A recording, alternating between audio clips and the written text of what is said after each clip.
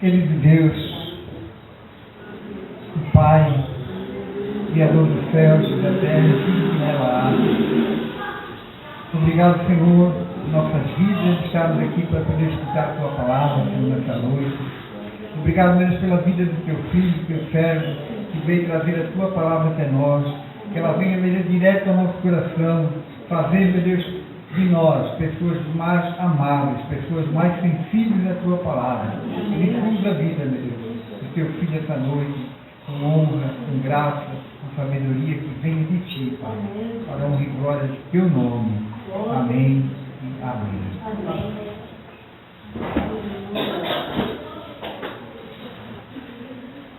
Glória a Jesus, amém? Ele perguntou se eu queria que eu orasse.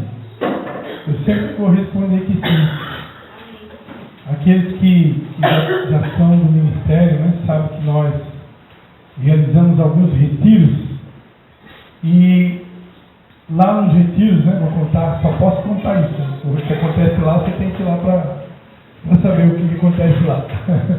Mas nos retiros que nós organizamos, nós sempre oramos uns pelos outros. Não existe uma pessoa que vai ministrar nos retiros que nós organizamos que não tem alguém que vai orar por aquela pessoa. E isso é uma prática que a gente tem já de anos, né? E sempre quando eu estou lá, no encontro face a face com Deus, e tem alguém orando pela minha pessoa,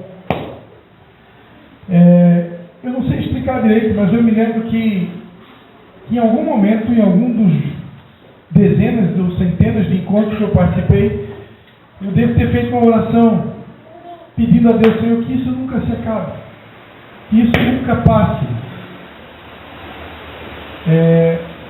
porque a oração, amados, ela é talvez o instrumento principal que demonstra a nossa humildade diante de Deus. Quando a gente ora, a gente está reconhecendo, Senhor, eu não posso, eu não sei, eu não consigo, mas Tu podes, Tu sabes, Tu consegues. Amém? Então, é muito bom poder receber a oração da igreja, receber a oração do Pai, né? Então nem se fala, né? Então, glórias a Jesus por isso. Sem mais delongas, né? Para aqueles que ainda não me conhecem, eu sou o pastor Christian, eu sou o filho mais velho, né? O primogênito do pastor Dalcídio, da pastora Lena. A gente tem estado aqui quase que toda semana, né? Recebemos uma missão de poder estar auxiliando essa igreja e tem sido uma alegria para a gente, né? Poder estar aqui com vocês, um tempo de renovo, né? Um tempo de muita alegria mesmo, né? Eu me alegro de poder servir e estar aqui com vocês, amém? Abra sua Bíblia na primeira carta de São Pedro. Primeira carta de São Pedro, no capítulo de número 1.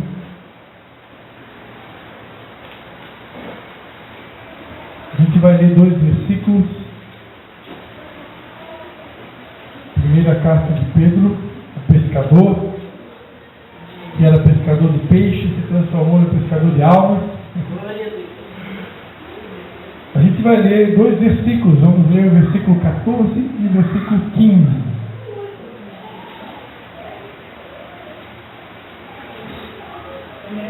Eu agradecer ao meu pai e minha mãe, né, por mais essa oportunidade de poder estar aqui compartilhando a palavra de Deus, né, que é talvez uma das maiores honras e ao mesmo tempo responsabilidades sobre a vida de todo aquele que prega a palavra de Deus. Embora que existam pessoas que pregam essa palavra sem temor, mas certamente que a justiça de Deus há de alcançá-la, assim como alcança as nossas vidas.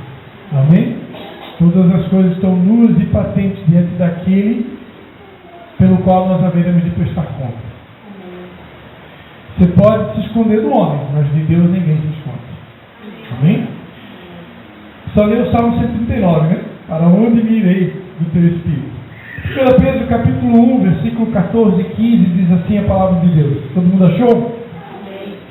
Como filhos obedientes, tem filho obediente aqui? Amém.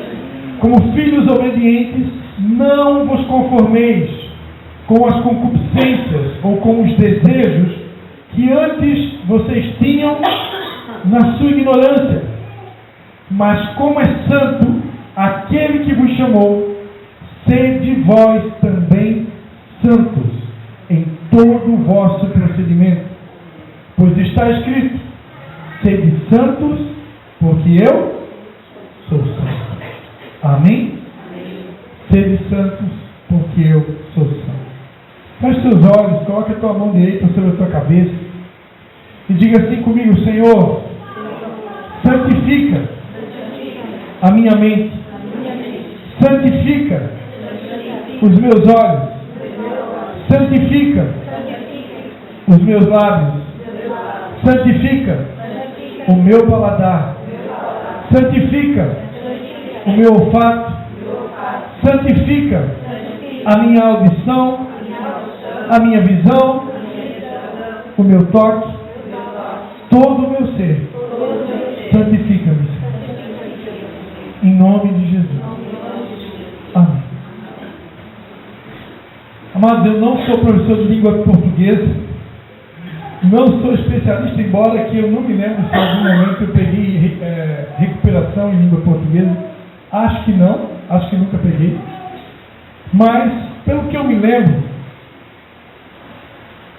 essa frase, sede santos, porque eu sou santo, ela está no imperativo.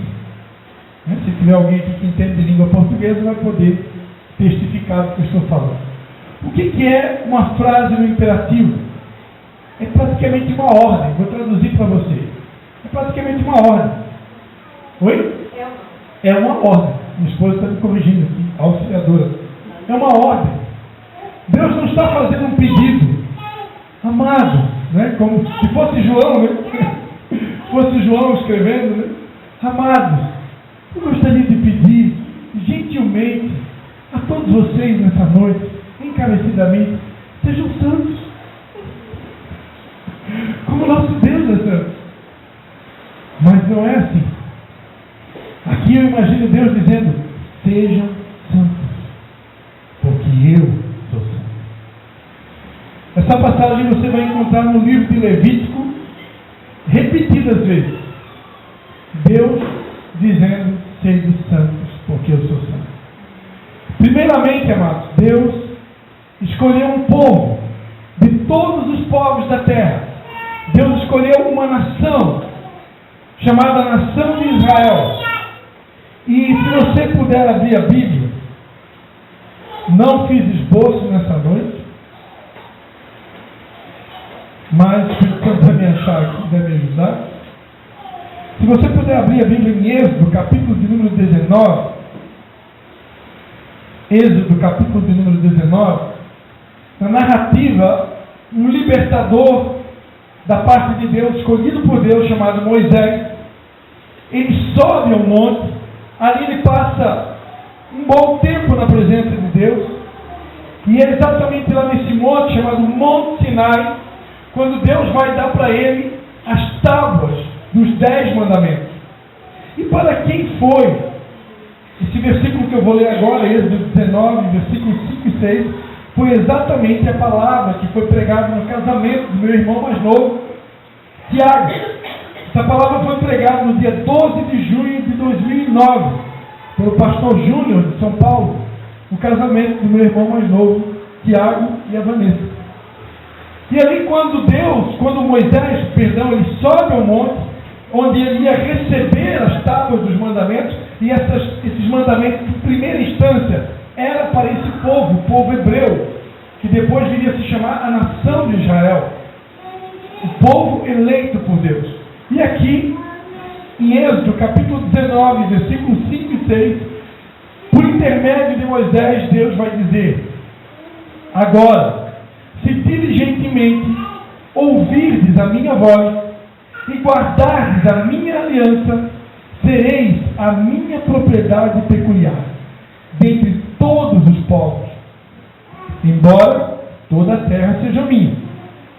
Vós me sereis reino sacerdotal e nação santa.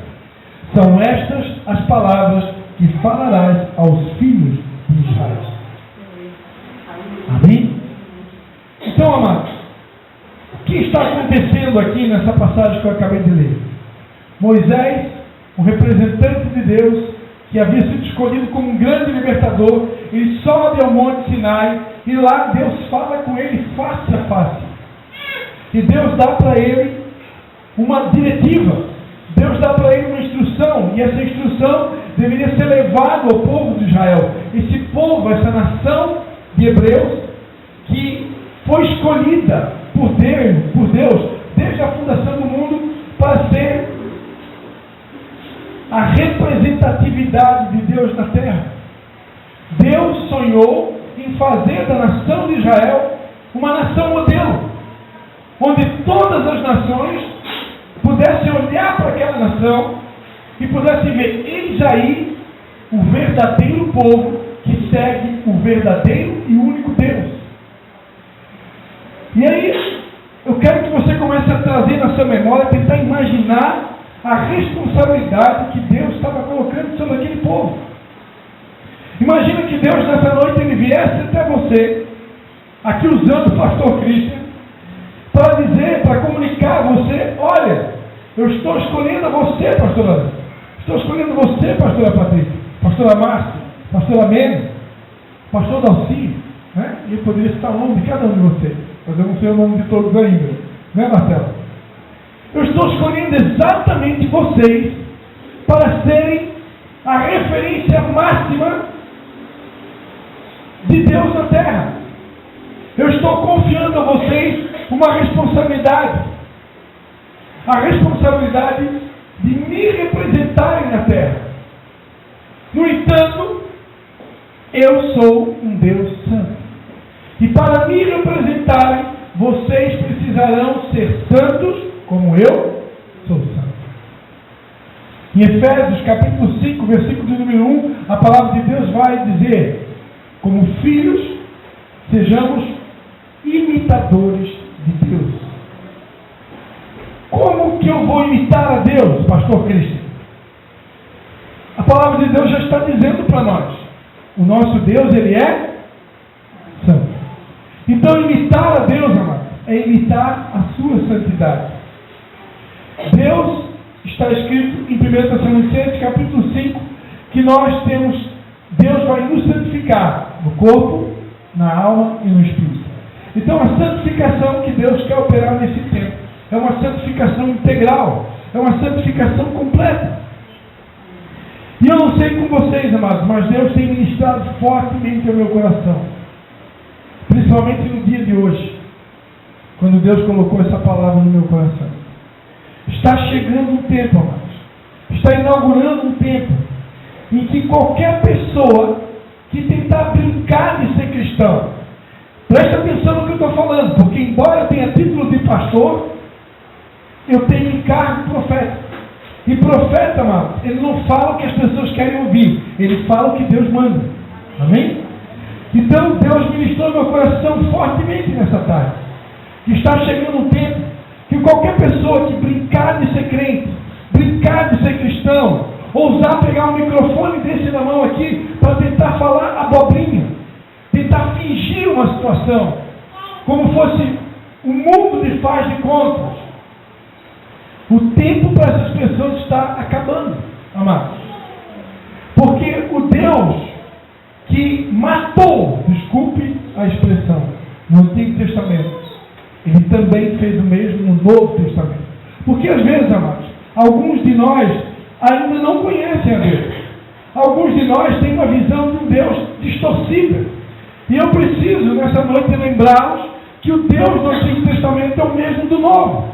A palavra de Deus diz em Hebreus: eu sou o mesmo ontem, hoje e eternamente. Escrevendo por intermédio de Malaquias, ele vai dizer: eu, Senhor, não mudo. E por causa disso vocês não são consumidos. Por causa disso vocês não são destruídos. Porque Deus não muda, não. O Deus que matou no Antigo Testamento, no Novo também fez a mesma coisa. Quem conhece a história de Ananias e Safira? Ananias e Safira venderam a propriedade num tempo em que havia um temor tão grande das pessoas. um primeiro amor, uma paixão tão grande por Jesus, um desejo de agradar o coração de Deus, um desejo de fazer a vontade de Deus, de colocar o reino dele em primeiro lugar. Isso era algo tão ávido, era algo tão aceso, era algo tão forte no coração das vidas daquelas pessoas da igreja de Atos, da igreja primitiva, que eles chegavam ao ponto, pastor Marcelo, recebe aí o pastor, né, de vender as suas propriedades. A pastora Márcia alcançar um varão também já está profetizado, vai ser pastor também. Eu vou dizer, a sua mulher se torna na sua carne, né? Está recebendo aí. É melhor ser 2 do que 1, na palavra de Deus. Mas Deus respeita, né? O livre-arbítrio de cada um.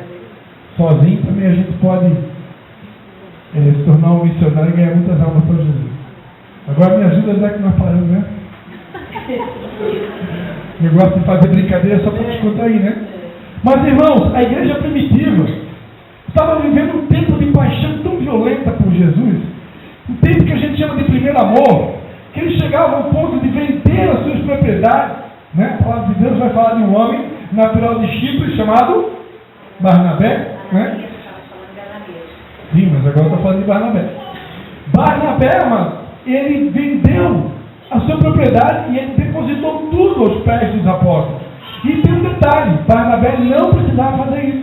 Sabe por quê? Porque a Bíblia Sagrada vai dizer que Barnabé era levita, natural de Chipre. E levita, perante a palavra de Deus, eles não tinham direito à herança. Levita era a única tribo que não tinha direito à herança. Então, provavelmente, não sei como, Barnabé deve ter ganhado uma herança, não sei de quem, porque levita não tinha direito à herança. A herança do levita é do Senhor, amém? Essa é a nossa herança, por isso que é muito bom ser levita. Né? Nós não temos nada nessa terra, nós temos o Senhor, aleluia. E mesmo não sei como, de onde é que veio aquela herança, ele ainda assim decidiu entregar aos pés do Senhor. E aí, quando Barnabé faz isso, ele aumentou o nível de justiça naquela época. Quando alguém decide primiciar, numa época, né, a irmã ministrou aqui sobre Abel e Caim, numa época em que ninguém está primiciando, ela está aumentando o nível de justiça. E foi o que aconteceu ali, alguém entregou uma oferta alta e ela colocou uma régua, ela colocou um padrão de justiça. E quando Ananias e Safira, então, vendem uma propriedade, só que eles não alcançam a régua de Barnabé. Eles ficam abaixo da média. Eles mentem ao Espírito Santo quando não são fiéis no valor correto da propriedade que eles entregaram. E aí então, São Pedro, esse mesmo Pedro que nós lemos aqui em 1 Pedro 1, esse mesmo Pedro que diz, sede santos, porque eu sou santo, esse mesmo Pedro, ele olha para Ananias e pergunta, por que você mentiu ao Espírito Santo? E imediatamente aquele homem cai morto. Imediatamente, passaram-se alguns segundos, minutos, a sua esposa, Safira, chega no mesmo lugar e ela também cai fulminada. E paz, meus senhores, isso não aconteceu no Antigo Testamento. Isso não é conversinha de Antigo Testamento. Isso é nova aliança, mano. E o que garante eu e você que o mesmo Deus de Ananias e Safira, o Deus que fulminou Ananias e Safira, que nos garante que nos dias de hoje ele não possa voltar a fazer essas coisas? Me desculpe, eu não quero assustar ninguém aqui nessa noite. Mas, se o tema da mensagem é santidade, e a palavra de Deus diz em Provérbios que o temor ao Senhor é o princípio de toda a sabedoria, ou poderia até parafrasear, né? O temor ao Senhor é o princípio da santidade, é a base da santidade. Porque eu só vou me tornar uma pessoa santa se eu entender o temor do Senhor. E o temor do Senhor, amado, não é ter medo de Deus. Eu não preciso ter medo de Deus, porque Deus, embora seja juiz, embora Ele faça essas coisas, né? Porque Ele é rei, Ele não quer fazer. Eu tenho certeza que Ele não quer fazer. Deus não quer sair por aí, sabe, tirando a vida de ninguém. Não é isso. Só que quando Deus nos usa para trazer uma mensagem como essa, mano, é no mínimo para nos despertar. Porque da última vez que eu estive aqui, ou da penúltima vez que eu estive aqui, Deus anunciou um novo tempo. Coisas velhas ficaram para trás. É um novo tempo. A glória da última casa será maior do que a primeira. Mas deixa eu vos dizer o que é glória. Glória é a doxa de Deus. Glória é a Shekinah de Deus. Quando nós estamos ministrando debaixo da glória, é muito diferente de você ministrar na alma. Tem pregadores que ministram na alma e nem estão debaixo da glória, porque o Espírito Santo já se retirou de algumas pessoas que não temem a Deus. E aí, amados, você não vai conseguir ter uma nitidez de que é Deus falando. Agora, quando nós estamos debaixo da glória, todo mundo sabe, é Deus que está falando. Pode ser que ele use vasos de barro, mas se esse vaso de barro é alguém que se consagra, se santifica, que rejeita o pecado dia após dia, pode ter certeza que ele usa. Amém? Então, quando Deus nos traz uma palavra como essa, amados, é porque Deus está querendo nos levar para um tempo de primeiro amor. Um tempo realmente de estar apaixonado por Deus. Minha esposa falava ontem à noite, ela contava ali um testemunho dela, de que ela alcançou, né, em Deus e para a glória dele. E é exatamente isso, amado, que durante muito tempo nós temos ministrado, que é a arma principal do cristão. A arma principal do cristão, você sabe qual que é? É o nosso testemunho. E por que é tão importante eu zelar pelo meu testemunho? Porque, amados, o que Jesus mais quer fazer na terra é salvar as almas. Amém? Amém. A igreja só não foi arrebatada ainda porque Deus quer salvar toda a humanidade. Agora, por que às vezes as almas se salvam, ou pelo menos aceitam Jesus num culto, numa célula, e elas não permanecem, pastor Amado? Por que muitos têm frutos que não permanecem? Por causa do nosso mau testemunho. O mau testemunho do líder de célula, o mau testemunho do pastor, o mau testemunho do ministro do louvor, o mau testemunho daqueles que vêm aqui para frente, a falta de temor, fazem com que as pessoas não permaneçam. As pessoas ficam por um tempo na célula, elas ficam por um tempo no culto, até que ela começa a ver o mau testemunho do pastor, o mau testemunho do ministro do louvor, o mau testemunho da irmãzinha da porta, o mau testemunho do irmãozinho que veio aqui ministrar. Sabe? Graças a Deus, não estou falando de ninguém aqui, eu estou trazendo uma palavra de Deus. Amém? Eu tenho certeza que essa igreja aqui é uma igreja que ela aprende princípios. Essa igreja aqui não é uma igreja qualquer. Para a honra e glória de Jesus. Essa igreja aqui, eu conheço os pais que eu tenho. E eu acho até que a mensagem que eu estou pregando aqui até ela é fraquinha, perto do estilo da mensagem que eu já vi meu pai pregar. Não é? Uma vez meu pai pregou lá na cidade de São João Batista, na Igreja Batista da Esperança, ele pregou sobre a capa, né? Que na época de Jesus, né? Algumas pessoas, era um cego que Jesus curou, que tinha uma capa, Bartimeu, né? E a capa era uma identificação. E aí meu pai trouxe uma pregação, né? Pelo que você está sendo identificado? Quais são as capas que você carrega? Aí ele listou a capa do egoísmo, a capa do orgulho, a capa da arrogância, a capa da vaidade, a capa da pretensão, né? A capa da preguiça. Pelo que você está sendo identificado? Como que as pessoas nos identificam lá fora? Qual tipo de capa? A capa daquele irmão é a capa da humildade. Meu, que irmão humilde. Quando eu olho para aquela irmã, a identidade dela é humildade, porque ela é uma humildade de pessoa, pastor. Mas já tem aquela pessoa que a capa dela é diferente. É o egoísta. Ele não compartilha nada com ninguém. Ele só sabe guardar para ele, mas não separa. Não compartilha nada com ninguém. Ele retém o que deveria compartilhar. Aí a capa dele, lá vem o egoísta. Que tipo de capa será que as pessoas estão nos identificando? Quando as pessoas olham para nós, para o nosso testemunho, para o nosso comportamento, o que as pessoas estão vendo em nós? Será que tipo de identidade ou que tipo de capa nós estamos sendo identificados pelas pessoas lá fora? Amados, Deus está muito preocupado com isso nesse tempo. Por quê?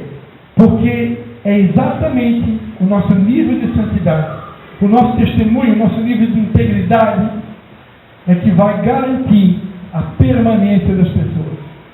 E Deus quer, amados, ver não só aqui, mas Deus quer ver a igreja dele em todos os lugares crescendo, crescendo, crescendo, crescendo. Deus quer povoar o céu. Mas Satanás, amado, ele está trabalhando pesado também para fazer você cair, para fazer eu e você tropeçar, para fazer eu e você dar um mau testemunho. Por quê? Porque se eu e você tropeçarmos, se eu e você cairmos, se eu e você fracassarmos no nosso testemunho, nós estaremos dando motivos para que as pessoas não permaneçam. Embora que, anota bem o que eu vou falar agora, uma das características principais de um cristão deveria ser a misericórdia. A palavra de Deus diz em Oséias: misericórdia quero e não sacrifício. Jesus Cristo disse: se vocês soubessem o que significa misericórdia quero, vocês não iriam condenar os inocentes. Jesus chega a chamar o pecador de inocente. Por quê? Porque se você está na ignorância, você não sabe ainda o que é pecado, você não sabe distinguir o santo do profano, Deus considera você inocente. Por quê? Ele está na ignorância. E a Bíblia diz que Deus não leva em conta o tempo da ignorância. Agora, a partir do momento que os nossos olhos são abertos, a partir do momento que eu começo a distinguir o santo do profano, a partir do momento que eu consigo distinguir o certo do errado, eu preciso andar de acordo com o nível de revelação que eu alcancei em Deus. Amém? Agora, voltando à misericórdia, e isso tem a ver com santidade, viu? Porque misericórdia é uma das características principais de Deus. E não tem como ser santo se eu não me tornar parecido com Deus. E se Deus é misericordioso, eu também preciso ser misericordioso. O que Deus está querendo comunicar com isso, irmão? Deus está querendo comunicar que, mesmo que alguém desse mau testemunho numa célula, mesmo que alguém aqui vier a tropeçar, ou fraquejar, ou pecar com você ou com Deus, seja numa célula, seja na rua, seja em qualquer ambiente, ou até mesmo aqui na igreja, ainda assim, a vontade de Deus é que você perdoe. Ainda assim, a vontade de Deus é que você exerça a misericórdia. Misericórdia é colocar o coração na dor do outro. Misericórdia é se importar com o outro. É entender que aquela pessoa, Deus começou uma obra na vida dela, Deus vai terminar. E cada um vai prestar conta diante de Deus. Infelizmente, o diabo conseguiu enganar muita gente. E hoje, quando alguém peca, seja em qualquer esfera da igreja, o diabo, que é o acusador, ele vem muito rápido dizer: olha só, não vale a pena ficar nessa célula, não. Não vale a pena ficar nessa igreja, olha, o irmãozinho pecou. Mas, amado, a palavra de Deus diz que não há nenhum justo sequer. A palavra de Deus diz que não há nenhum homem que não peque, a Bíblia diz. Então, amado, se tem uma coisa que eu tenho certeza absoluta, é que não tem nenhuma pessoa aqui nesse lugar que mais cedo ou mais tarde não vem errar. Amém? Tem gente humilde aqui para reconhecer essa verdade? Então, por que eu quero exigir perfeição no outro? Se eu não sou perfeito, se eu erro, por que eu tenho que exigir sempre uma perfeição no outro? Por que a gente não aprende a ser mais misericordioso com o outro? Quando o outro tropeça, quando o outro peca, quando o outro erra, nós deveríamos ser os primeiros a estender a mão, mas não. Muitas vezes o espírito de religiosidade domina o crente. Isso não é só aqui não, isso é em qualquer lugar, E aí, em vez de eu estender a mão para quem tropeçou, em vez de eu estender a mão para quem caiu, para quem pecou, eu resolvo me afastar, eu resolvo condenar. Para quem conhece a Bíblia, e conhece a passagem do bom samaritano, você sabe que aquela pessoa que foi espancada e deixada meio morta, isso aconteceu com ela, porque ela saiu de Jerusalém, da rota de Jerusalém, para ir para uma cidade chamada Jericó. E Jericó significa mau cheiro, a cidade do mau cheiro, uma cidade mal cheirosa. Mau cheiro fala de pecado, mau cheiro fala de fofoca, mau cheiro fala de contenda, mau cheiro fala de inveja, mau cheiro fala de egoísmo, mau cheiro fala de coisa ruim. E o cara saiu de Jerusalém, a terra do pão, não, a terra do pão é Belém, né?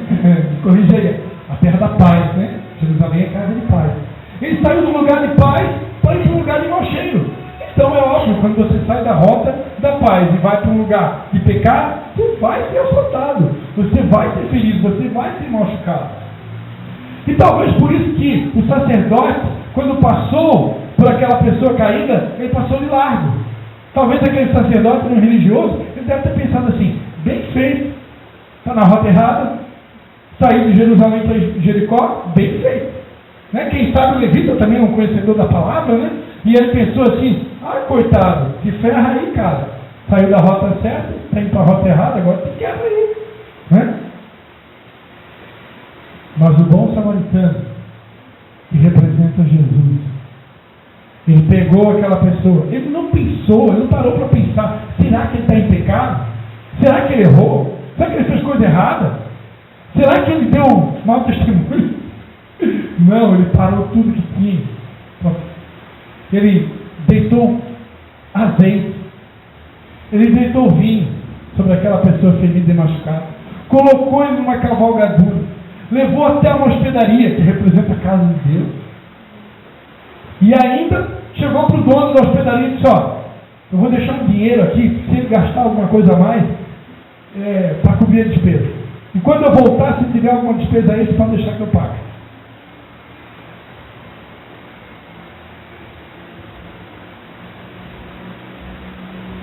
Então, mas isso é santidade também. Isso é ser santo também. É quando a gente se importa com o outro, mesmo que está em pecado, mesmo que errou, mesmo que falhou, mesmo que... Misericórdia. Misericórdia eu quero. Amém, queridos?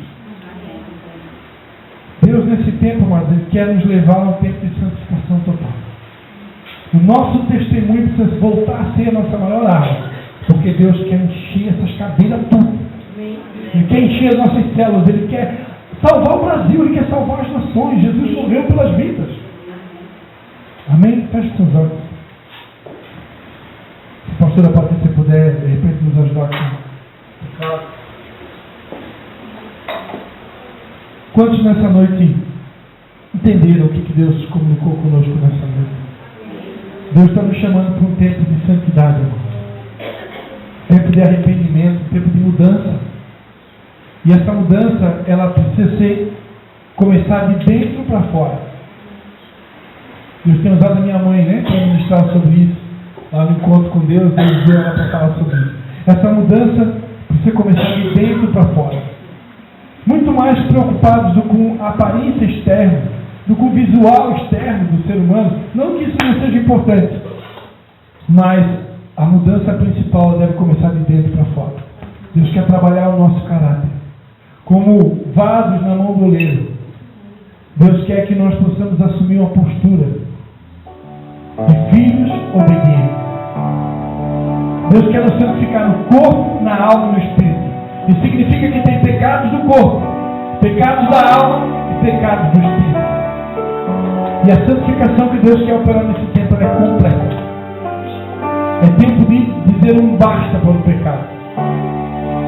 Cuidar com a tua alimentação, cuidar com o teu sono, fazer uma atividade física, cuidar do tempo do Espírito Santo, amados. Nós temos o tempo do Espírito Santo, e a palavra de Deus diz que se eu não cuidar do tempo do Espírito Santo, o Senhor vai me repreender, o Senhor vai me punir. Então eu preciso, amados, voltar a cuidar do tempo do Espírito Santo, beber água,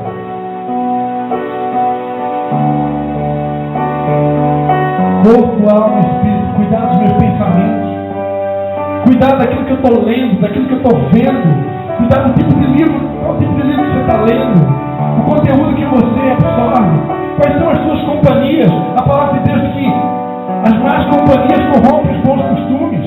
Com quem que você anda? Né? O provérbio popular diz, né? Diga-me com quem andas e te direi quem és. É a hora de selecionar as amizades. É a hora de selecionar o conteúdo que você lê, que você ouve, que você vê. É a hora de fazer passar um pente fino em tudo que você faz, que você tem, que você é. Porque Deus está santificando a sua igreja. Ele quer apresentar uma igreja santa, pura, sem mácula e irrepreensível. Coloca a mão sobre o teu coração, começa a falar com Deus. Diga para Ele, você quer ser santo? Você quer isso para a sua vida? É isso que você quer para a sua vida? Você quer fazer o que Deus quer que você faça? Você quer ser imitador de Deus? Você quer ser um povo de propriedade peculiar, assim como Israel foi escolhida para ser? Fala com teu Deus nessa noite, fala com teu Pai. Ele é teu Pai. Fala com Ele nessa noite. Ele é nosso Pai. Ele é nosso Pai.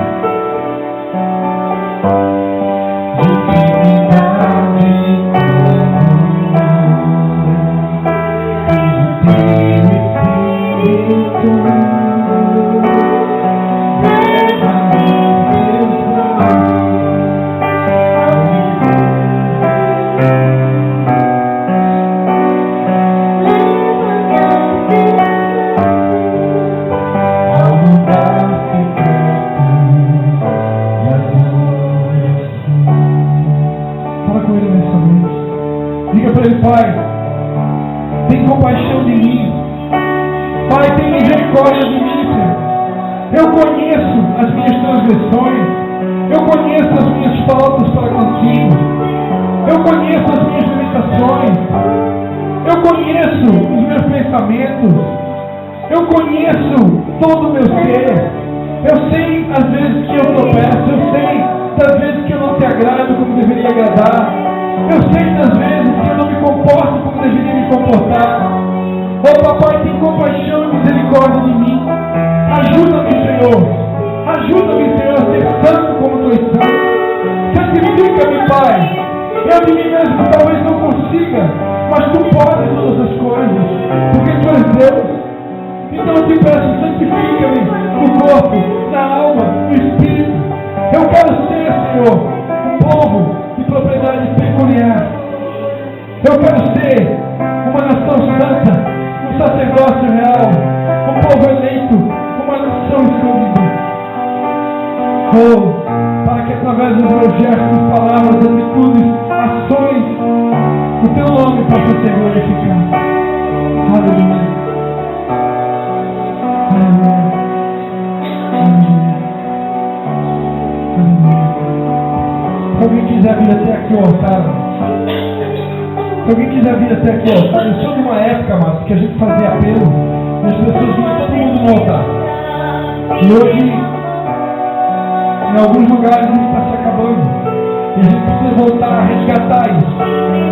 Se tiver alguém que quer assumir um compromisso com Deus, com essa palavra que você recebeu nessa noite, você quer, diante de Deus, assumir esse compromisso de ser um santo na terra, de ser uma santa na terra, quero convidar você a vir até no altar.